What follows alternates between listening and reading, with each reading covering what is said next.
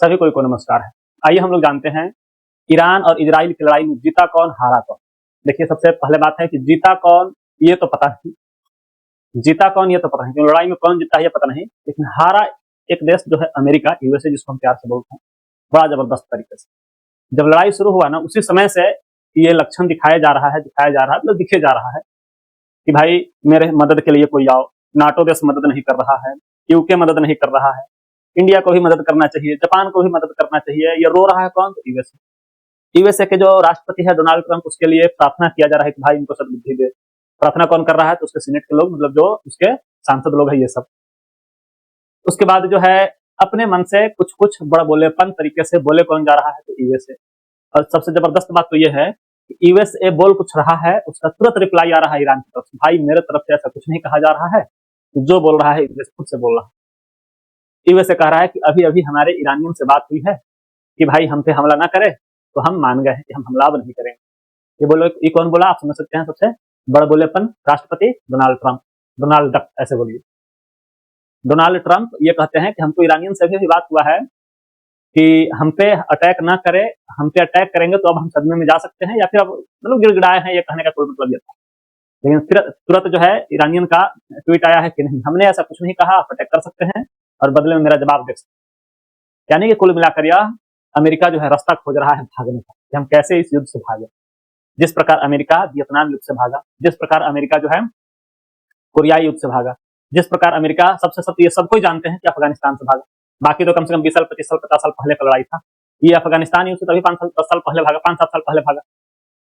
और किस प्रकार वहां के लोग जो है क्या एकदम बद से बदतर स्थिति बना के गया लोग, तालिबानियों से लड़के, जो नहीं जीत पाया, नहीं संभाल पाया, तो वहां से साइड हो गए।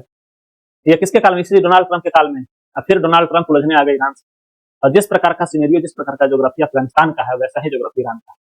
ये एकदम कंफर्म है, कहता है अमेरिका कि अब हम ग्राउंड इन्वेजन करेंगे। ग्राउंड इन्वेजन का मतलब हुआ कि अब हम सैनिक उतारेंगे ईरान में और लड़ाई करेंगे। सोचिए, जिस देश का पूरा एकदम लोग एक हो, जिस देश के लोगों में पूरा अपने जो सुप्रीम लीडर खमैनी मारे गए उनके प्रति सहानुभूति हो, और उसको मार के कोई देश वहां उतरे, तो लोग तो वहां छिपा लोटा से मार के टिक कर देगा किसको? मतलब अमेरिकन जो भी सैनिक वहां जाएगा, अमेरिका की तरफ से लड़ने जो भी सैनिक जाएगा, कोई खिड़की से ढेपा मारेगा, कोई छिपा लोटा से मारेगा, कोई खटिया चला के, मतलब कुछ भी। यानी कि अगर अमेरिकन सैनिक वहां जाता है तो ईरानियन सेना से लड़ेगा सो अलग, वहां के लोगों से भी लड़ना होगा। लोग से लड़ना इतना आसान नहीं होता, समझ लीजिए। आप किसी देश में, किसी दूसरे देश में उस देश के सैनिक से तभी लड़ सकते हैं जब वहां के लोग आपके पक्ष में हो। जैसे जैसे यूक्रेन में जो खौरसेक और मतलब यूक्रेन में जो रसिया के तरफ का कुछ एरिया था, रसिया वहां के लोगों को कहता है कि ये रसियन लोग है, कि ये रसिया का पार्ट है। और वहां के लोग भी कुछ हद तक समझता है कि भाई हम रसियन ही हैं, रसिया में रहेंगे तभी ठीक रहेंगे। तब रसिया वहां इन्वेजन आसानी से कर लिया। लड़ाई के 5 दिन के अंदर जिस भाग को कवर कर लिया, एकदम आसानी से कवर हो गया। और 5 दिन में जितना आगे गया उतना ही आगे आज भी है, जब 3 साल 4 साल हो गया। यानी कि रसिया भी नहीं आगे बढ़ पाया यूक्रेन में। वही हाल यहाँ होगा। यहाँ तो रसिया में कुछ हद तक, यानी कि यूक्रेन में कुछ लोग ऐसा था जो रसिया के फेवर में था, तो उतना आप कवर कर लिए। लेकिन ईरान में पूरा ईरानियन एक है, आप ये समझ लीजिए। हाँ भाई, किसी मतलब कि अगर किस नेता का विरोध नहीं होता है, कहाँ लोग विरोध नहीं करता है, लेकिन लड़ाई के समय इस विरोध को नहीं देखा जाता है कि भाई हम विरोध करेंगे क्या। अगर उसके सुप्रीम लीडर खमैनी को मार दिया गया तो सभी लोग एक हो गया। हाँ, ये कर सकते थे जब आंदोलन चल रहा था अभी कुछ दिन पहले, उस समय अगर कुछ उतार देता सैनिक अमेरिका, तो कुछ हद तक उसके पक्ष में फेवर होता। लेकिन अभी उस खमैनी को मारने के बाद जो उतारा गया, तो खमैनी का पहले से ही सब कुछ सेट किया हुआ है कि हाँ भाई लड़ाई होगा, हमको मारा जाएगा तो ये नेता बनेगा, इसको मारा जाएगा तो ये नेता बनेगा, इसको मारा जाएगा तो ये नेता बनेगा। अपने पीछे चुन के रख दिया हुआ है कि सबको मारा जाएगा, सब उसके नीचे नेता बनते जाएगा, कभी रिजिम चेंज ही नहीं होगा। और अमेरिका का कहना है कि हम रिजिम चेंज करेंगे, लेकिन अब पीछे हट चुका है अमेरिका, आप ऐसा मान सकते हैं। बीच में एक इजराइल है। अगर इजराइल जो है, इजराइल के पीछे अगर अमेरिका न रहे तो इजराइल को ढोल बजा के फोड़ देगा। सब कौन फोड़ देगा? ईरानियन। इजराइल को तो खैर फोड़ने के लिए वहां आसपास के सभी देश तैनात है, लेकिन ईरानियन अब आजकल ऐसा लग रहा है कि अकेले फोड़ सकता है इजराइल। ये जान लीजिए। जब हिंद महासागर में डियोगो गार्सिया द्वीप पर जो है ईरान हमला किया, लगभग 4,500 किलोमीटर दूर, पहले अमेरिका को पता ही नहीं था कि भाई ईरानियन 2000 से ज्यादा किलोमीटर मार सकता है। अमेरिकन को यह पता ही नहीं था कि ईरानियन जो है 2000 किलोमीटर से अधिक दूरी तक मार कर सकता है, लेकिन ये लगभग 4,500 किलोमीटर तक वार किया। अगर ये निशाना सटीक बैठता तो फिर अमेरिका को तो मुंह छुपाने के लिए भी जगह नहीं मिलता कि भाई उसके सबसे सुरक्षित जगह पर जो वार किया ईरानियन। लेकिन अब अमेरिका का कहना है कि भाई हाँ अपने इंटरसेप्टर से उसको मार गिरा। तो हाँ ठीक है, इंटरसेप्टर से मार गिरा, अच्छा बात है, लेकिन 4000 किलोमीटर तो सफर किया। अब इस 4000 किलोमीटर का मतलब है इधर ब्रिटेन तक छूटेगा कौन? तो ईरान। तो समझिए बात को कि अमेरिका अब इस लड़ाई से भागने की फिराक में है। अब वो जितना जल्दी हो जाए यहाँ से, चलो पैकअप लोड करो, सामान वामान, भागो यहाँ से, जैसे अफगानिस्तान से भागे, वियतनाम से भागे, हर जगह से भागे। चलो बीच में एक मस्ती का चीज आ गया उसके लिए, वो अल्जीरिया की कहा, वहां का जहाँ के राष्ट्रपति को उठा के ले गया। ये बीच में थोड़ा सा मस्ती का चीज आ गया अमेरिका के लिए, लेकिन यहाँ क्या है, उल्टा फंस गया। फंस क्या गया, एकदम उलझ गए, उलझ कर रह गए। अमेरिका के राष्ट्रपति को याद किया जाएगा कि इस डोनाल्ड ट्रंप को सबसे बेवकूफ, सबसे मूर्ख, सबसे गधा राष्ट्रपति कौन था? तो अमेरिका था। मतलब ये कौन था? तो डोनाल्ड ट्रंप था। अमेरिका के पूरे जीवन काल में, अमेरिका के जब तक वो जब देश बना 1776 से, उस समय से लेकर आज तक अगर राष्ट्रपति बना तो सबसे बेवकूफ, सबसे घटिया, वाहियात राष्ट्रपति अगर कोई है तो ये है आपका डोनाल्ड ट्रंप। कब क्या बोलता है कोई बात नहीं। अच्छा, डोनाल्ड ट्रंप को इसमें भी नहीं लगता कि भाई हम अभी बोल के गलत बोल दिए, चलो यू टर्न लेते हैं, भाग चलते हैं।